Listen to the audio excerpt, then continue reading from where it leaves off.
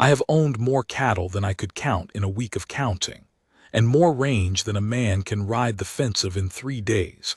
And I will tell you plain that none of it was worth the half loaf of bread a poor woman put in my hands the night I had nothing left to my name, but the blood drying on my face. They had jumped me at the ford below Sentinel Rock, 3 of them, patient as buzzards, who had watched the road and known that a man riding alone with a good horse and a saddlebag heavy at the flap was worth waiting for. I never saw the first blow. I only knew the world tilt and the gravel come up to meet me, and then the taste of the creek and the sound of my own horse being led away, and a boot in my ribs to be sure I stayed down.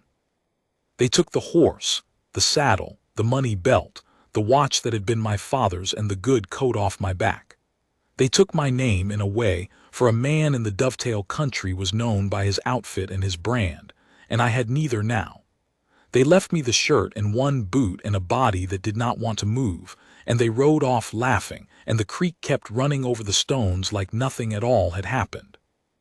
I do not know how long I lay there, long enough for the cold to get into me. When I finally got up onto my hands and knees, the sky had gone the color of a bruise, and the wind had come down off the high country the way it does in the fall, mean and steady, hunting for whatever warmth a man had left. I could not see straight out of one eye.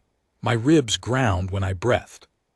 But a man does not lie down and die in a creek if there is any other road, and so I found the other road, which was to crawl, and then to stagger up out of the cut and onto the Antelope Road, and to follow it the only direction my legs would go.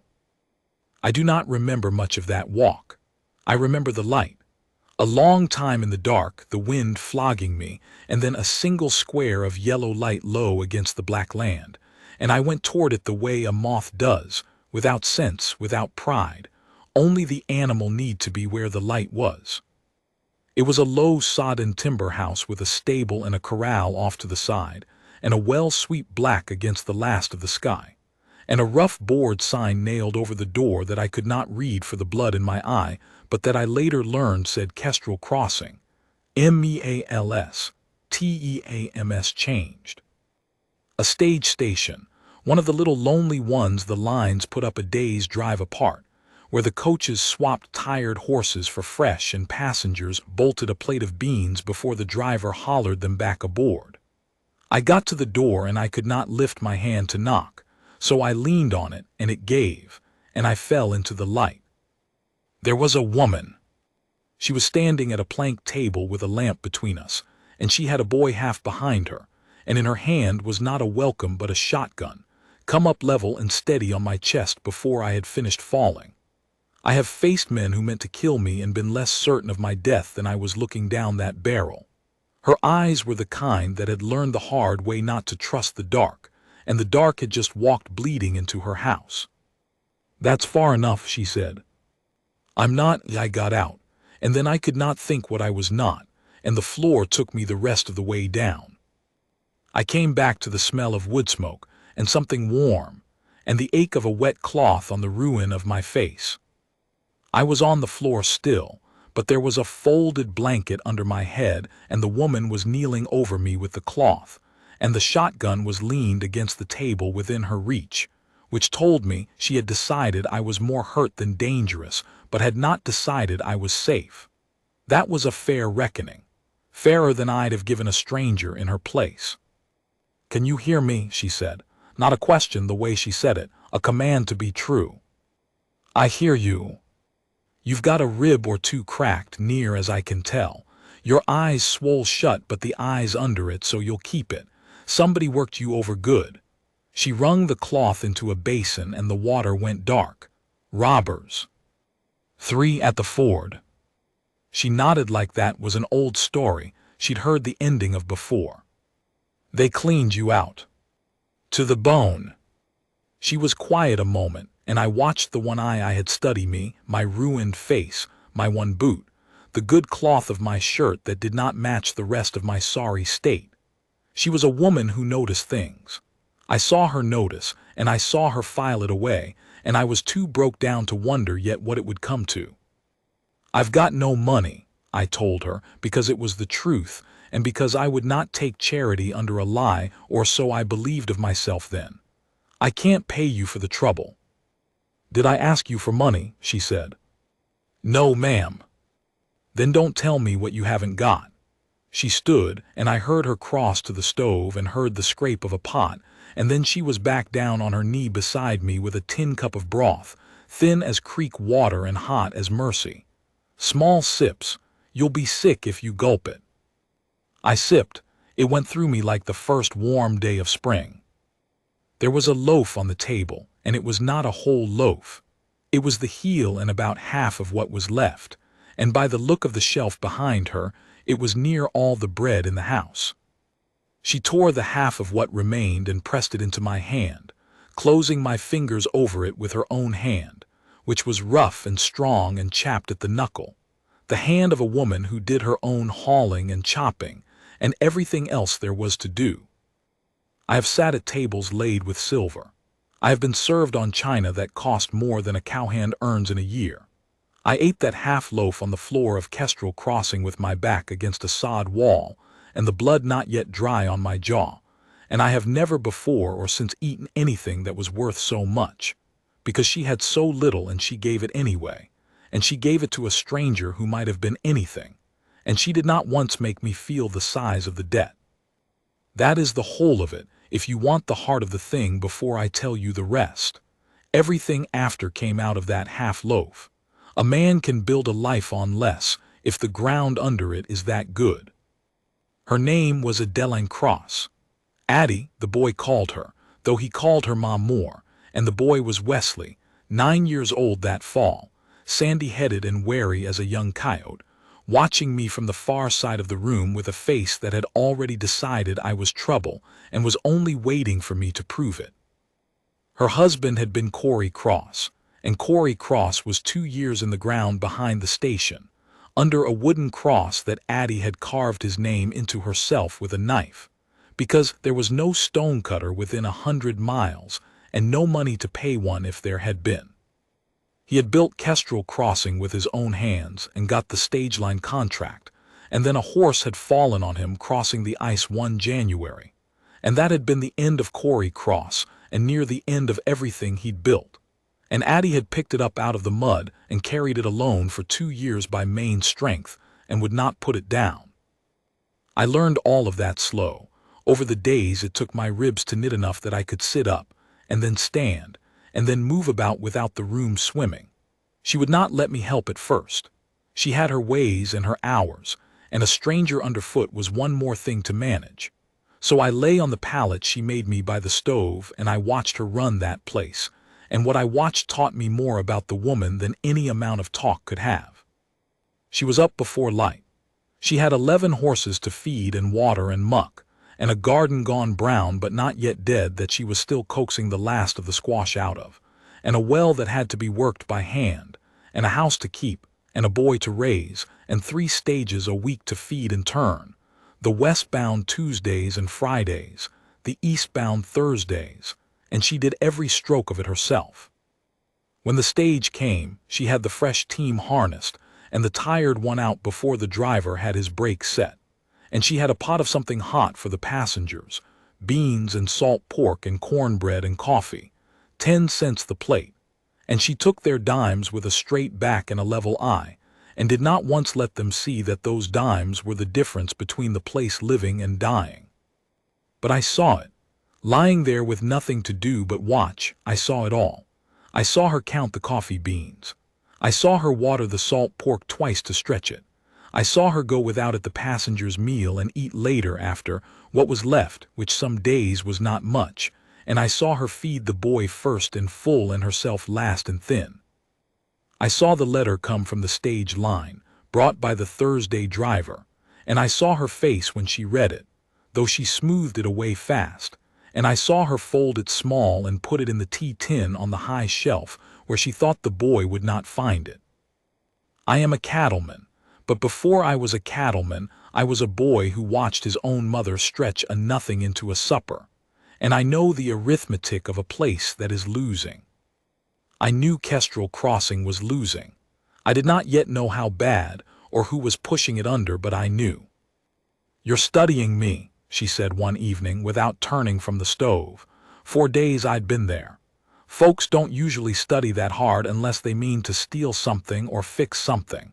You don't look able to steal. "I mean to fix something," I said, "when I can stand." "There's nothing here needs fixing that $100 wouldn't fix," she said, dry as August. "And you haven't got $100. "No," I said, which was the first lie, though it was a lie of omission, and I told myself that made it smaller. I had a good deal more than $100, 3 days' ride to the north in banks and beeves and land, but the man who had all that had been robbed dead on the Antelope Road, and the man on her floor was nobody, and there was a thing waking up in me, lying there watching this woman that did not want to be the man with all that. Not yet. Maybe not ever again.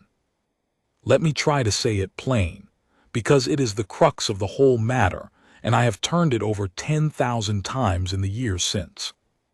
I had been Rourke of the Bell Fork for so long that I had forgotten there was a man under the name. When you own what I owned, every soul that comes to you comes to the fortune, not to you. The men who worked for me worked for my wages. The men who dealt with me dealt with my herd.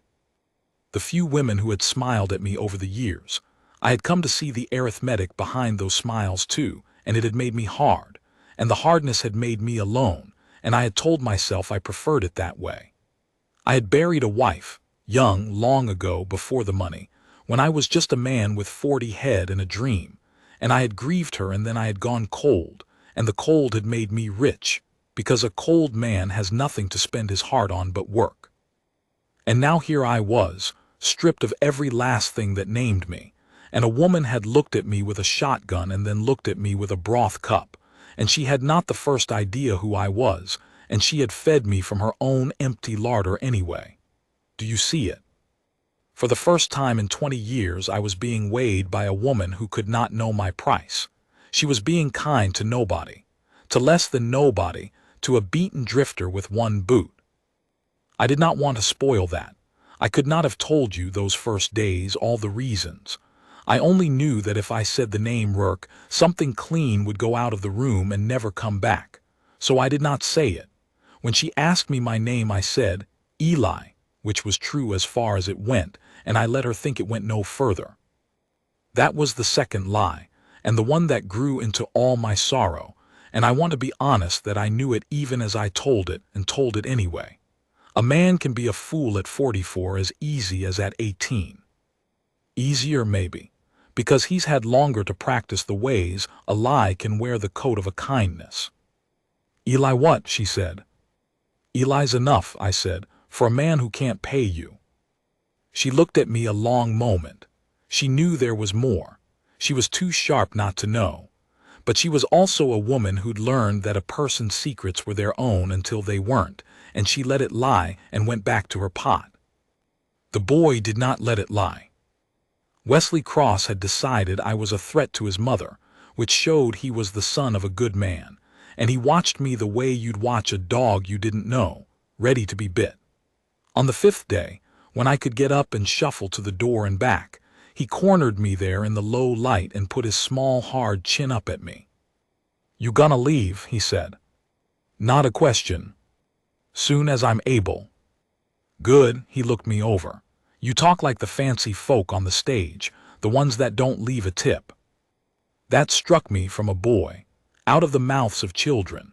I had thought myself well disguised in my broke-down state, but the boy had heard what the woman had seen, that my speech and the cloth of my shirt did not match the sorry rest of me. Children hear the thing under the thing. I've had some schooling, I told him. Schooling don't feed the horses, he said, which was a thing his mother said I would learn, and he turned and went out to the corral to do a man's work at 9 years old because there was no man to do it, and I stood in the door and felt something I had not felt in 20 years, which was ashamed of myself in a way that had nothing to do with money. I have said I meant to fix something. Here is where I began. On the 6th day I could walk the yard. On the 7th I picked up an axe, over Addie's objection, and split a cord of stovewood, slow and with my ribs screaming, and it took me most of a day to do what a whole man does in 2 hours, but it got done, and there was wood stacked by the door that had not been there. She stood in the doorway with her hands on her hips and watched me finish, and she did not thank me, because a woman like that does not thank a man for pulling his own weight, but her face was different that evening, a degree less winter in it. "You'll work for your keep then," she said, "till you're mended and can move on." "I'll work," I said, "for the keep and the loaf you gave me the first night. That one I still owe on." "That was a loaf of bread, Eli." "No, ma'am," I said, "it wasn't." She turned away quick, but not so quick I didn't see it land. So I stayed, and I worked, and I mended, and the fall came on hard the way it does in that high country, the cottonwoods along the creek going gold and then bare in a week, ice skimming the horse trough in the mornings, the wind carrying the smell of the snow that was coming down out of the mountains to sit on us for 6 months. And in that working and mending, I learned the true shape of the trouble at Kestrel Crossing, and it was worse than a losing place. It was a place being pushed under a man's boot on purpose. His name was Harlan Sudge, and he owned the freight and the store and near everything else at Antler, the town 2 hours west, and he was the kind of man who had figured out that you did not need to be cruel to be cruel. You only needed to be patient, and to own the things a person could not do without. He owned the note on the store where Addie bought her flour and her coffee, and the little she could not raise or make. And he had, over the 2 years since Corey Cross died, quietly raised what he charged her, and lowered what he'd pay for the eggs and squash she brought in to sell, squeezing the gap between them tighter and tighter, a nickel at a time, so slow that no single turn of the screw was worth fighting over, and the sum of them was strangling her. And now this was the letter in the tea tin Sudge had gotten to the stage line. He'd made them an offer, build a bigger station at Antler, right by his freight yard, where the coaches could stop and the passengers could spend and move the relay there, which would leave Kestrel Crossing with no contract, no dimes, no reason to exist. And then, when Addie could not make it go and had to sell, Sudge would buy it for the price of a song, for the land was good and the water was good, and a spring that never failed is worth a great deal in dry country, and Harlan Sudge meant to have that spring. I got most of this from the Thursday driver, a talky old man named Prout who was fond of Addie in a fatherly way and hated Sudge in a plain way, and who told me over coffee, thinking I was just a hired drifter and no account, exactly how the land lay. The line hadn't decided yet, he said. There was a division man coming through inside the month to look at both sites and rule. But Sudge had money to grease the wheels and Addie had nothing, and Prout did not think a widow at a sod station stood much chance against a town man with a full purse, and he said so, sat about it, and drank his coffee. I said nothing. I sat there with my healing ribs and my one true name I hadn't spoken, and I did the arithmetic, and the arithmetic was very simple. I could end this in a day. I could ride to the division office if I had a horse, and I could set my name on the table, Rourke of the Bell Fork, whose beef fed half the line's own camps and whose word carried in every office from the territory line to the capital, and I could say leave the widow's station be, and it would be left be, and Harlan Sudge would be swatted like the fly he was. But I did not have a horse, and more than that, and this is the shameful part, and I'll own it, I did not want to become Rourke again yet, because the day I became Rourke again was the day Addie Cross would know what I was, and would look at me the way everyone looked at what I was, and the clean thing would go out of the room. I told myself I was only waiting to be mended. I told myself I was gathering the truth of the situation. A man will tell himself a great many things to keep from doing the hard right thing, when the hard right thing costs him something he's only just found. So instead of riding for the division office, I stayed, and I put my back into the place, and I told myself I was helping, and but I was helping the way a man helps when he is really trying to buy time to keep a thing he's afraid to lose. I mended the well sweep, which had a cracked beam that made the water a two-woman job for a woman working alone. I rebuilt the corral where the poles had rotted. I patched the sod roof before the snow. I broke a young horse Corey Cross had never gotten to, a good bay that Addie had been afraid of and could not spare, and I gentled its slow mornings in the cold, and the day I put the boy up on its back and led it around the yard, and Wesley Cross laughed out loud for the first time since I'd come. That day I understood I was not going to be able to ride away from Kestrel Crossing at all, and that whatever I had told myself, I had stopped healing to leave and started healing to stay. The boy came around the way boys do, all at once, after holding out a long time. It was the horse that did it, and the fact that I never once talked down to him, and one evening when I showed him how his father must have set the corner posts, reading it off the old work, so that the boy could see his father's hand in the place his father built. He got quiet at that, and then he leaned against my arm a minute, just a minute, the way a boy will when he's forgotten to be guarded, and then he remembered and pulled away and went red and busied himself with the tack. But after that he was mine, or I was his, and he took to following me at my chores and asking the 10,000 questions of a boy who's had no man to ask, and I answered every one, and it near broke me open, how much I had wanted this and never known it. And Addie, I will not pretend I can lay it out like a ledger, the way a man's feeling comes on him. It came on me the way weather comes on that country. You cannot say the hour it turned, only that one morning the wind's out of a different quarter and everything smells changed. It was in the small things, the way she laughed, rare, and how I found I would work all day for the chance to earn one of those laughs at the end of it. The way she was gentle with the boy and hard with the world and did not confuse the two. The way she'd stand in the door of an evening and look out at the darkening land with her arms crossed, tired to the bone and unbeaten, and I would look at her and think there is more strength in that woman's crossed arms than in all the beeves I own. The way she'd taken a stranger off her floor and never once been paid back and never once counted it owed. I loved her. I'll say it plain since I'm past the age of dressing it up. I who had gone cold 20 years before over a grave and told myself I liked the cold.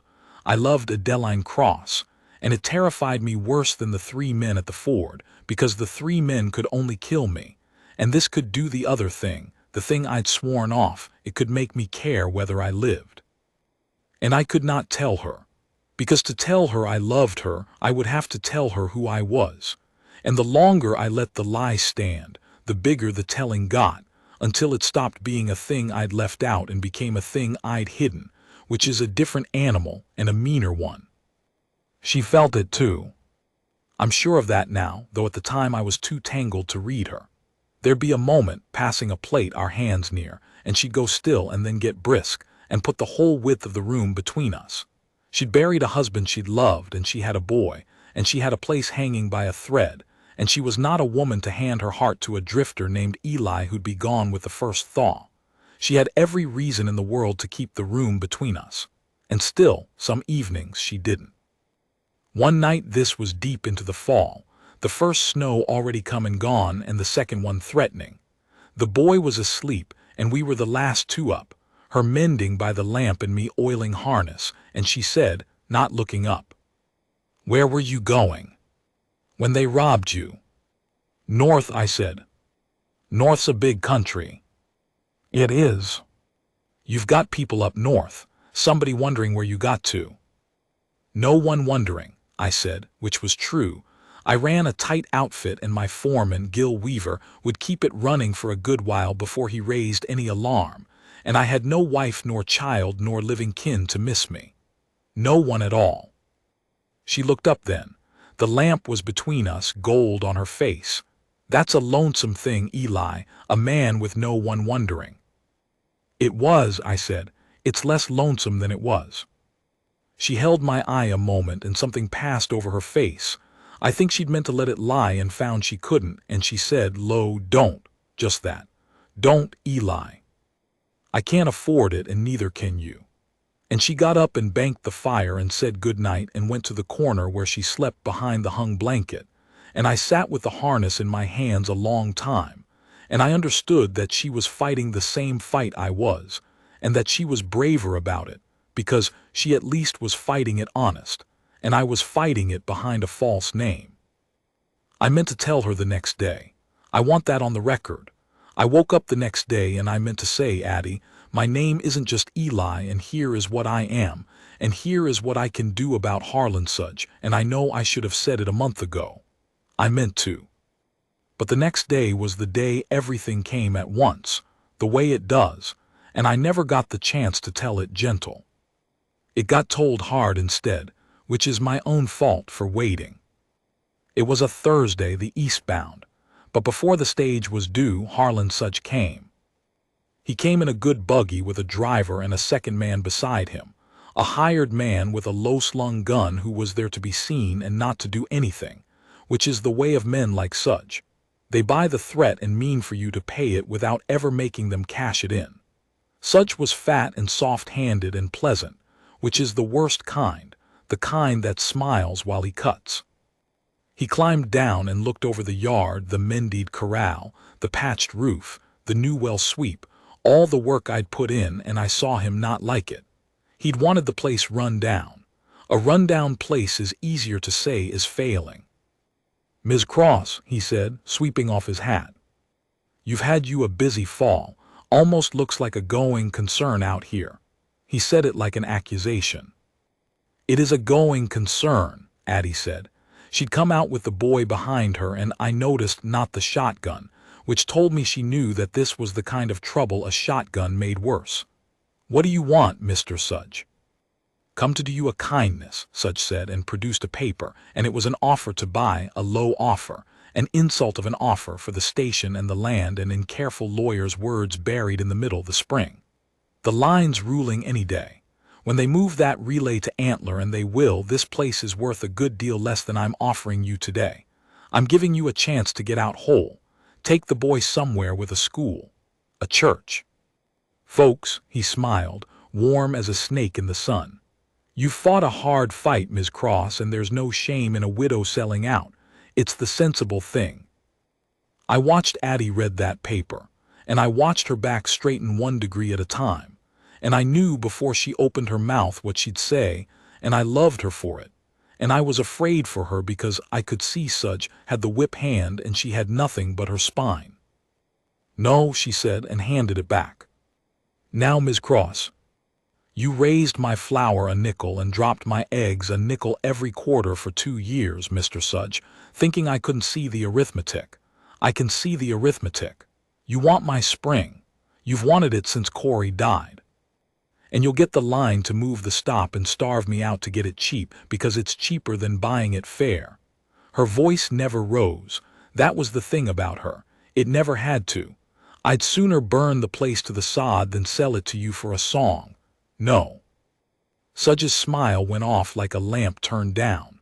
The soft-handed pleasant fell away, and what was under it looked out, and what was under it was a man who did not lose. He put his hat back on. That's a foolish answer, he said, and you're not a foolish woman, which means you'll come to a wiser one when the line rules and the dimes stop and the snow's 4 foot deep and that boy's belly's empty. He nodded to the boy, pleasant again, which was worse. Think on him, Ms. Cross, if you won't think on yourself. Winter's a long teacher. He climbed back in his buggy. Then he looked at me, standing off to the side in my drifter's clothes, and he dismissed me with his eyes the way a rich man dismisses a hired hand, one glance, filed as nothing. And I thought, you have no idea, Harlan Sudge, no idea at all what just looked back at you, and it took everything I had not to say it. They drove off.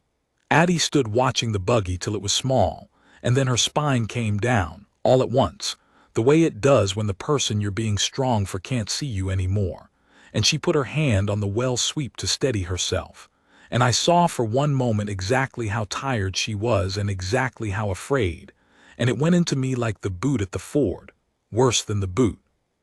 He's right about the arithmetic, she said, quiet to the land, not to me. That's the devil of it. I can hold on proud through the winter, but I can't hold on past the line moving. Nobody keeps a station with no stage to feed. She laughed, a short broken sound with no humor in it. 2 years I've kept Corey's place, and a fat man in a buggy takes it with a nickel a quarter and a word in the right ear. And I could not stand it. That is the plain truth of why it came out the way it did, hard and sudden and wrong. I could not stand there in my lie one more minute and watch her drown 2 feet from a rope I was holding behind my back. "He's not going to take it," I said. "Eli, he's not going to take it, Addie, and the line's not going to move. And I need to tell you a thing I should have told you a month ago, and you're going to be angry, and you'll have the right to be." She turned and looked at me, and something in my voice had reached her, because the fear went out of her face and a wariness came in. The old wariness from the first night, the shotgun wariness, and it near killed me to be on the wrong end of it. "My name is Elias Rourke," I said. "Eli's true, but the whole of it is Elias Rourke. I run the Bell Fork outfit north of here, 3 days' ride. I own," and here I nearly could not say it, watching her face, "a good deal, Addie. Cattle and land and the note on the note near enough. The line I sell more beef to than any 3 ranches in the territory, and the men in that division office know my name, and when I say a thing to them, they do it." I made myself hold her eye. "Harlan Sudge can't touch this place. One word from me and the line keeps the stop right here and never thinks of Antler again. I could have said that word the second week I was here. I've known who Sudge was and what he was doing for near a month. And I didn't tell you, and I didn't do it. And I let you stand in front of that man just now with nothing, when I had everything in my pocket the whole time." The yard was very quiet. Somewhere a horse stamped. The boy had gone still by the corral, watching us, feeling the weather change the way children do. Addie did not say anything for a long moment. When she did, her voice was low and even, and it was the worst thing I ever heard, because there was no yell in it, only a door closing. "You've been rich," she said, "this whole time." "Yes." "You watched me water the salt pork twice. You watched me eat last and thin. You watched me count coffee beans and you let me feed you from it, and you were," her breath caught just once, "you were rich the whole time. A drifter with 1 boot, you let me think. So I'd what? So I'd be kind to you for free, so you could see how the poor woman does it." "No," I said, and it came out ragged. "No, Addie, because for the first time in 20 years somebody was kind to me and didn't know my price. Do you understand what that everybody who's ever been kind to me was kind to the Bell Fork? To the money, you were kind to nobody. To a beaten stranger with nothing. I didn't want to lose that. I know how it sounds. It was selfish and it was a coward's. I should have told you and I should have done it, and I hid behind the name so I wouldn't have to." "So you wouldn't have to what?" "So I wouldn't have to risk you looking at me the way everybody looks at what I am.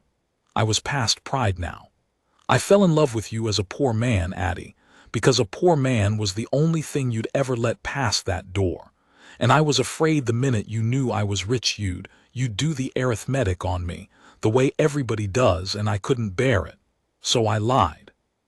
And that's not your fault. It's the meanest thing I ever did, and it doesn't take one thing away from the loaf of bread. You fed a nobody. That was real. That'll always be real. I let it be built on a lie, and that was wrong, and I'm sorry, and I'll fix such no matter what you decide about me. That part I'm not asking you for. That part's just owed." She turned away from me. She stood a long time with her back to me, her arms crossed, looking out at the land the way she did, and I did not dare say another word. The boy came and stood by her, uncertain, and she put her hand on his head without looking at him, and the 2 of them stood there against the big empty country, and I understood that I had taken the one clean thing and put my thumbprint on it, and that I might have lost it for good, and that it would be no more than I deserved. When she finally spoke, it was not to me. "Wheeze," she said, "go on and start the eastbound team. Mr. Rourke and I need to talk." The boy looked at me, and there was hurt in it. The hurt of a boy who's been lied to by a man he just decided to trust, and that was its own separate wound, and it deserved its own separate mending, and I would spend the winter earning it back. He went to the corral. Addie turned around.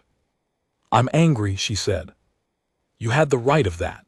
I'm angrier than I've been since Corey died, and I don't fully know yet how much of it's at you and how much is at every rich man who ever looked through me like a window, and you'll have to give me time to sort it, because that's not a thing that sorts in an afternoon." She took a breath. "But I'm going to say the rest of it now, while I've got the nerve, and then I'm going to need you to leave me be a spell." "Anything," I said. "You said you couldn't bear for me to do the arithmetic on you."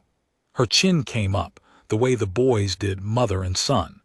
"Elias Rourke, I have never in my life been kind to a man for what he owned. I was kind to you because you were bleeding on my floor and it was cold out and my mother raised me to open the door. That's all. That's the whole of my arithmetic, and it doesn't change whether you've got one boot or half the territory. So you needn't have lied. You could have told me the truth the first week and I'd have fed you just the same and turned down your money just the same, because I don't take pay for keeping a person alive." Her voice cracked, finally, right at the end. "You lied to protect a thing that was never in danger. You lied to keep me kind, and I was always going to be kind, you fool. You didn't have to buy it. Nobody ever has to buy it. That's the whole point of it." And I stood there in the cold yard, 44 years old, a man who owned half the range, and I wept, because I had spent 20 years believing that everything had a price, and a poor widow at a sod station had just told me the one thing that never did, and had told it to me while she was angry at me, which is the only time you can trust a person to tell you the truth. "Now leave me be a spell," she said, not unkind. "Go fix Sudge since you're bound to, and when you come back, if you come back, we'll see what's left to build on." I went and fixed Sudge. I'll not make a long tale of it, because it was, in the end, the easiest thing I ever did, and the easiness of it was its own kind of shame, that it was so easy for me and had been so impossible for her, and that the only difference was the accident of what I'd been born and clawed my way to. I borrowed the gentled bay and I rode the 3 days to the Bell Fork, and my foreman Gil Weaver near fell over to see me alive, having about made up his mind I was dead in a ditch, and I set my outfit to rights in an afternoon, and then I did not even need to go to the division office in person. I sent a letter, under my own hand and my own name, and I sent it by a writer they knew, and the letter said, in the polite language such things are said in, that the beef that fed their camps came off my range and would keep coming off my range so long as the relay at Kestrel Crossing stayed exactly where Corey Cross built it, and that I took a personal interest in the Widow Cross's contract, and that I trusted the division would see the wisdom in leaving a proven station be. That is all it took. That is the whole ugliness of how the world runs, that Addie's spine and honest work counted for nothing against Sudge's money, and my money counted for everything against Sudge's money, and the widow herself was never in the ledger at all except as a line item other men fought over. I did not tell Addie it was that easy. It would have hurt her worse than the lie. As for Harlan Sudge, I did not ruin him, though I could have, and God forgive me, I wanted to. I paid off the note he held on her store account, so she owed him nothing, and bought her flour from a man in another town who'd deal square. I bought a share of the freight line that competed with his, quiet, and saw to it that competition came to Antler, so his nickel a quarter squeezing had somewhere else to go. And I paid Sudge one visit alone, and I told him my name, and I watched it land on him. Watched him understand exactly what had been standing in the widow's yard in Drifter's clothes the day he came to gloat, and I told him that Adeline Cross was under my protection now, and that if a nickel of hers ever went wrong again, I would spend a piece of my fortune I would not miss making sure he lost all of his, which I would not miss either, but which he would. He was a coward under the fat the way such men are, and he left her be. Sudge is dead now, years since, and I did not go to the burying. Then I rode back to Kestrel Crossing, not knowing what I'd find, whether there'd be anything left to build on or whether I'd killed it with the lie. 3 days I rode with my heart in my throat like a green boy. She was in the yard when I came up the road, and she watched me come, and I could not read her face at that distance, and my whole life hung on the next minute the way it never had on any deal I ever closed. I got down. The boy came out of the stable and stopped, and did not run to me, which was fair, which was his right, and I looked at him and said, "Wheeze, I lied to you and to your ma, and I'm sorry, and I aim to spend a long time being sorry if you'll let me, and I brought your bay back, he's yours, I mean it, he's your horse now and no one else's." And the boy looked at the bay and looked at me, and his lip worked, and he said, "You come back," like he hadn't believed I would, and I said, "I'll always come back, son, that's the one thing about me you can bank." And he came and put his arms around the horse's neck and cried into it so I wouldn't see, and I let him have the horse to cry into, and that was the start of that mending. Then I looked at Addie. "The line's ruling in your favor," I said. "The stop stays here. Such is handled square, not cruel, you needn't be ashamed of any of it. Your store note's paid off, so you're beholden to no one. The place is yours, free and clear and safe, and that's true whether or not you ever want to see my face again after today." I made myself say the next part, because it had to be said in the right order, the fixing first and the asking after, so she'd never wonder if I'd bought my way in. I did that because it was owed for the loaf, and I'd have done it if you'd told me to go to the devil. That part's done, and it costs you nothing, and it asks you nothing. She nodded slow. "And now the other part," I said, and I took off my hat, which I had not done for anyone in 20 years, the part that asks. "I'm not a poor man, Addie. I can't be a poor man for you the way I know you could love easier. I've got the bell fork and all it carries, and I can't set it down, I've tried. A man can't unmake what he's made. But everything it is yours if you want it, and if you don't want it, that's yours too. You can have me with the whole of it, or you can turn me flat and keep this place and your good name and never think of me again. And either way, Kestrel Crossing is safe forever. I swear it on the loaf. The arithmetic's all one direction now. You hold every card, that's how I wanted it, so you'd never have to wonder if you came to me for what I've got. You come to me if you come for nothing but the man, same as you fed him, for nothing but himself." She was quiet a long time. The wind came down off the mountains. And then Adeline Cross, who had turned down Harlan Sudge and his buggy and his hired gun without her voice ever rising, walked across that cold yard to me, and put her rough, strong, chapped hand flat on my chest where the heart was, the way she'd closed my fingers over the loaf that first night, and she said, "I did my sorting. And you're a proud, cold-hearted, lying fool of a rich man," she said, "who wept in my yard because I told him kindness is free, and who paid off my note and asked me for nothing, and who brought my boy his horse and told him he'd always come back." Her eyes were wet and her chin was up, and she did not look away. "And I find I don't much care what you own, Elia's work, except that whatever it is, I mean to have you fix that well sweep properly this time, because you did it in a hurry, and if we're going to work this many horses, I want it done right." "We," I said. I could barely get it out. "We," she said. "If you'll have a woman who'll never once be grateful for your money and'll turn down the half of it you don't need and'll make you eat last and thin the first year till you learn what a place like this costs, so you never forget it. If you'll have that." "Addie," I said, "I have wanted my whole life to be had by someone who'd make me eat last and thin. I only never knew it till I met you." She laughed then, that rare laugh, the one I'd worked all fall for, and she was in my arms, and the boy was hollering something from the corral, and the bay was tossing its head, and the wind was cold and the light was going, and none of it mattered, none of it, because I was home. I who had owned half the range had never once been home in my life until a poor woman put a half loaf in my hand and told me it wasn't owed.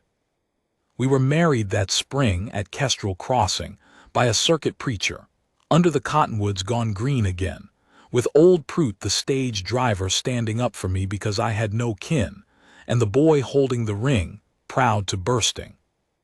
I kept the bell fork. A man can't unmake what he's made, and I'd have been a fool to try, and the money did some good in the end. We built a proper schoolhouse at the crossing so Wheeze and the children who came after didn't grow up unlettered, and we never once needed to move to town for it. But we lived at Kestrel Crossing, and Addie ran the station her way, and I ran the range my way, and we met in the middle and argued about the well sweep for 30 years. She would not let me hire out her work.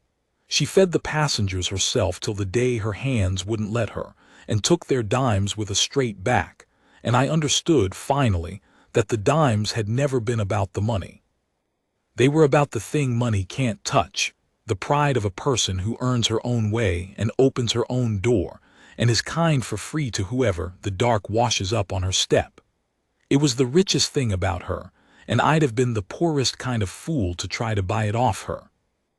Adeline is gone now, these 4 years. She's under the cottonwoods beside Quarry Cross, where she wanted to be, because a woman with a heart that size had room in it for 2 graves and no shame in either, and I'll go in beside her when it's time and be glad of the company. Wesley runs the Bell Fork. He took to it, and to me in the end, all the way, and calls me Pa, and there were 3 more after him, and the crossing's got a real town growing up around it now with the schoolhouse at the heart of it, and none of them, none of my children or my children's children, will ever have to water the salt pork twice. I saw to that. It's about the only good thing all that money ever did that I'm sure of. But I'll tell you the truth, the same truth I've been telling the whole way through, now that I'm old and past the age of dressing things up. I have owned more than most men dream of. And the one thing I'd buy back if it could be bought, the one thing worth the whole Bell Fork and every head on it, is that first cold night on her floor, with the blood not yet dry, when a poor woman I hadn't yet learned to love closed my fingers over half of the last bread in her house and gave it to a stranger who might have been anything, and asked me for nothing, and taught a rich man in one plain motion the one thing his whole fortune had never once been able to tell him: that the best things there are, the only things that last, are the ones that were never for sale at all.